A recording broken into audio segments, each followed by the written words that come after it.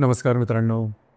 आजच्या व्हिडिओमध्ये आपण चर्चा करणार आहोत सिंह राशीचं फेब्रुवारी 2025 करताचा संपूर्ण राशीफळ. गेले साधारण 2-2.5 महिने सिंह राशीकरता काही नीटशी नव्हते. बरेचसे स्ट्रेस, बरेचसे टेन्शन, बऱ्याचशा अनपेक्षित गोष्टी समोर आल्या होत्या आणि त्यामुळे तुमच्यामधल्या जे मानसिकता ही जास्त गढूळ झाली होती. फ्रस्ट्रेशन, स्ट्रेस, टेन्शन या सर्व भावना तुम्ही अगदी जवळून अनुभवलेल्या असेल. काळजी करू नका, फेब्रुवारी महिन्यामध्ये गोष्टी थोड्याशा वेगळ्या असतील. म्हणजेच गेले साधारण 1.5-2 महिने तुमचे गेले तेवढे मात्र वाईट किंवा तेवढे स्ट्रेसफुल आत्ताचा हा जो महिना आहे म्हणजे फेब्रुवारीचा तो नसेल. बाकीचे जे ग्रह आहेत त्याचासुद्धा प्रभाव पडणार नेमके कशा प्रकारचे असतील सर्व संदर्भातली खुलासेवर चर्चा आपण या व्हिडिओमध्ये करणार आहोत. तर सुरुवातीला आपण चर्चा करू की तुमच्या राशीचा जो स्वामी आहे रवी, एकंदरीत तुमचं शरीर, स्वास्थ्य, मानसिकता नेमकी कशा प्रकारची असेल. जसं की तुमच्या राशीचा जो स्वामी आहे रवी, जो की तुमच्या षष्ठ स्थानामध्ये भ्रमण करतोय दिनांक 13 तारखेनंतर हा तुमच्या सप्तमात भ्रमण करणार आहे. इथे एक गोष्ट लक्षात घेणं गरजेचं राहील की गेल्या साधारण 1.5-2 महिन्यामध्ये जे काय प्रेशर, जे काय स्ट्रेस तुम्ही सहन केले होते त्याचे थोडेसे शारीरिक जो भाग आहे किंवा त्याचा जो परिणाम आहे हा तुमच्या हेल्थवर होणार आहे किंवा झालेला असेल. तर त्याचे थोडेसे सिम्पटम्स किंवा लक्षण तुम्हाला या महिन्याच्या जवळजवळ 15 तारखेपर्यंत मिळतील. तर त्या संदर्भात थोडीशी शारीरिकतेकडे लक्ष देणं गरजेचं राहील. जे हेल्थ इश्यूज आहेत ते थोड्याफार प्रमाणात डोकंवर काढू शकतील. या संदर्भात काळजी घेणं गरजेचं राहील. अर्थात 15 तारखेचा जो नंतरचा कालावधी हा बऱ्याच प्रमाणात व्यवस्थित राहील, त्या संदर्भात काळजी करू नका. याचप्रमाणे आर्थिक संदर्भात सांगायचं झालं तर तुमच्या राशीकरता 3 जे ग्रह आहेत ते सगळ्यात महत्त्वपूर्ण ठरतात. बुध, गुरु आणि सगळ्यात महत्त्वाचा म्हणजे मंगळ. मंगळ जो ग्रह आहे तुमच्या राशीचा राजयोगकारक ग्रह आहे, कारण तो तुमचा भाग्येश आणि चतुर्थेश आहे. आता इथे बुध जो आहे तुमच्या षष्ठ स्थानामध्ये भ्रमण करतोय आणि 12 तारखेनंतर सप्तमात भ्रमण करणार आहे. गुरु जो ग्रह आहे तुमच्याकडे अतिशय उत्तम असणार आहे, कारण गुरु गेल्या 4 महिन्यापासून जो वक्री होता तुमच्या दशमात तो आता 4 तारखेनंतर मार्गी होणार आहे. अर्थात मंगळ जो ग्रह आहे लाभस्थानामध्ये संपूर्ण वक्री आहे. एकंदरीत तिन्ही ग्रहांचा विचार करायचा झाला तर या संपूर्ण महिन्यामध्ये आर्थिक जी तुमची स्थिती आहे ती गेल्या 3-4 महिन्याची जर का तुलना केली तर अतिशय चांगली राहणार आहे. हळूहळू त्याच्यामध्ये तुम्हाला चांगल्या प्रकारची ग्रोथ किंवा वाढ दिसणार आहे. गेल्या 3-4 महिन्यामध्ये तुम्ही बघितलेलं असेल की तुम्ही आर्थिक संदर्भात प्रयत्न तर भरपूर केले, कारण तुमची जी रास आहे ही प्रयत्न करण्यात, मेहनत करण्यात मागे पुढे बघत नाही, परंतु त्याच्यातले अपेक्षित जे रिझल्ट्स आहेत हे मात्र तुम्हाला मिळत नव्हते. या महिन्यामध्ये काळजी करू नका, गोष्टी तुमच्या अपेक्षेप्रमाणे होणार आहेत. हळूहळू तुमच्या आर्थिक स्थितीमध्ये तुमच्या अपेक्षेप्रमाणे चांगले वाढ होणार आहे. खास करून या महिन्याच्या 15 तारखेनंतर तुम्हाला त्याचे रिझल्ट्स अतिशय उत्तम प्रकारचे मिळणार आहे. फक्त एकच गोष्ट इथे महत्त्वाची आहे, जी की तुमचा अंगभूत गुणधर्म आहे, तो म्हणजे खर्चावर थोडंसं नियंत्रण ठेवा. अनावश्यक, अनपेक्षित खर्च करू नका, ही गोष्ट थोडीशी महत्त्वपूर्ण आहे. याचप्रमाणे घरातल्या ज्या व्यक्ती आहे, घरातलं जे वातावरण असेल ते थोडंसं वेगळं जाणवेल. घरातल्या ज्या व्यक्ती असेल, खास करून जे पुरुष वर्ग असते त्यांच्या आरोग्याकडे थोडंसं लक्ष देणं गरजेचं राहील. त्यांच्या आरोग्याच्या संदर्भातले काही त्रास डोकं वर करू शकतो किंवा त्यांच्यावर मतवैचित्र अशा प्रकारचे सुद्धा काय अनुभव येऊ शकतील.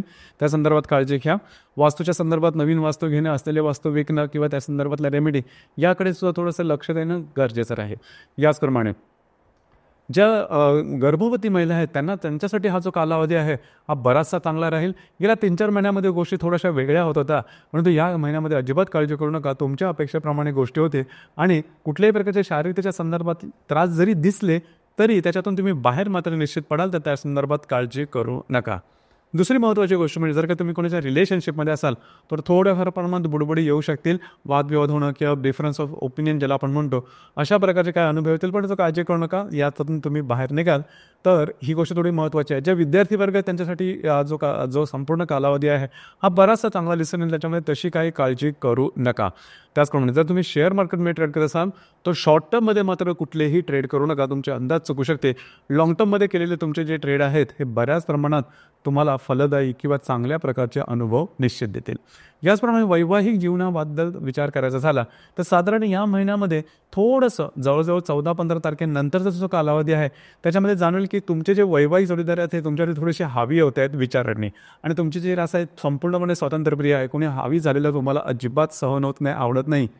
थोडंसं ॲडजस्ट करावं लागेल, कारण गोष्टी थोडंसं तुम्हाला वाटू शकेल की वैवाहिक जोडीदार आपल्याला थोडासा हवी होतो आहे, परंतु काळजी करू नका. थोड्या दिवसांनी या गोष्टी बऱ्याच प्रमाणात नॉर्मल होऊ शकतील. इथे एक गोष्ट तुम्हाला खास करून सांगावीशी वाटते, जर का जे तुमचं कार्यक्षेत्र असेल त्या संदर्भात गोष्टी बऱ्याचशा तुमच्या फेवरमध्ये होते, म्हणजे जसं तुम्ही अपेक्षा करता त्याप्रमाणे होईल. आणि सगळ्यात महत्त्वाचं म्हणजे तुमच्या कामाचं ॲप्रिसिएशन होईल, वाहवा होईल, जे की खूप महत्त्वाची गोष्ट आणि आवश्यक सुद्धा असते. आणि दुसरी महत्त्वाची गोष्ट म्हणजे तुम्हाला काही अनपेक्षित लाभ या दरम्यान मिळू शकतील, जे की खूप महत्त्वाचे आहेत, तुमच्यासाठी अपेक्षित सुद्धा आहेत. हा भाग होईल. इथे एकच गोष्ट आहे, ज्या महिला आहे म्हणजे सिंह राशीच्या ज्या महिला आहेत त्यांनी स्वतःच्या आरोग्याकडे थोडंसं लक्ष देणे गरजेचं राहील. आरोग्याच्या संदर्भातले त्रास, खास करून गायनिक त्रास, स्त्रियांच्या संदर्भातले विकार हे या महिन्यामध्ये थोडेसे जाणू शकतील. मात्र अनपेक्षित लाभ सिंह राशीच्या व्यक्तींना मिळणार आहेत हे निश्चित. एकंदरीतच सांगायचं झालं तर या संपूर्ण महिन्यामध्ये थोडंसं स्वतःच्या आरोग्याकडे लक्ष द्या आणि जे तुमचे खर्च असेल त्यावरती लक्ष देणं गरजेचं राहील. ही गोष्ट महत्त्वपूर्ण आहे. आणि रिलेशनशिपच्या बाबतीमध्ये छोटे मोठे त्रास दिसून येते. बाकी जर का सांगायचं झालं गेल्या 3-4 महिन्याची जर का तुलना करायची झाली तर हा महिना तुमच्यासाठी बराचसा आशादायी आहे. बऱ्याचशा गोष्टी म्हणजे आर्थिक संदर्भ किंवा जे तुमचं कार्यक्षेत्र आहे त्या संदर्भात बऱ्याचशा गोष्टी तुमच्या फेवरमध्ये असतील. याचप्रमाणे या महिन्याच्या 1 तारखेला शुक्र, राहू, नेपच्यून यांची युती असणार आहे तुमच्या अष्टमात. मग असे सांगितल्याप्रमाणे आरोग्याकडे लक्ष देणं गरजेचं राहील. कुठल्याही प्रलोभनाला बळी पडू नका. म्हणजेच पटकन पैसे जास्त होणं किंवा चिटफंड कंपनी अशामध्ये इन्व्हेस्ट करू नका. तुमच्या अंदाज चुकतील, गोष्टी टोकाच्या होऊ शकतील. काळजी घ्या. याचप्रमाणे दिनांक 3 तारखेला गुरु आणि बुधाचा त्रिकोण योग सुद्धा होणार आहे. गुरु जो की तुमच्या 10व्या स्थानामध्ये भ्रमण करतोय, जो बुध तुमच्या 6व्या स्थानामध्ये भ्रमण करतोय, दोघांचा त्रिकोण योग तुमच्यासाठी शुभफलदायी असा असणार आहे. अनपेक्षित काही लाभ मिळतील. कार्यक्षेत्राच्या संदर्भामध्ये नवनवीन संधी तुमच्यासाठी उपलब्ध होऊ शकतील, ज्या की पॉझिटिव्ह असतील खरं तर तुमच्यासाठी. तर ही जी गोष्ट आहे तुमच्यासाठी शुभफलदायी राहील. याचप्रमाणे मंगळ आणि शनीचा सुद्धा त्रिकोण योग होणार आहे. शनी जो की तुमच्या सप्तमात भ्रमण करतोय, जो मंगळ तुमच्या लाभस्थानात वक्री आहे.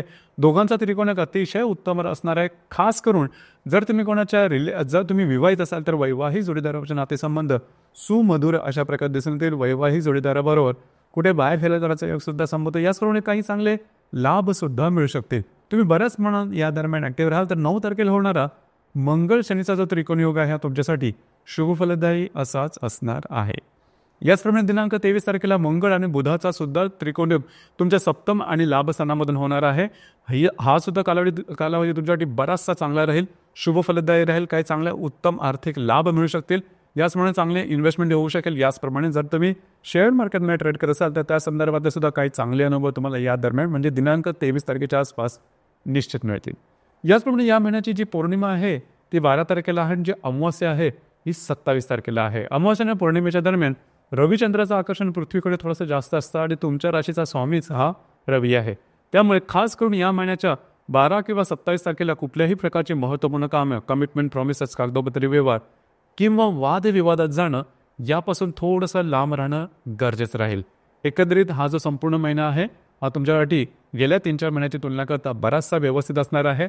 तरीसुद्धा आर्थिक संदर्भामध्ये खास करून जे खर्च आहेत त्यावर नियंत्रण ठेवणं गरजेचं राहील.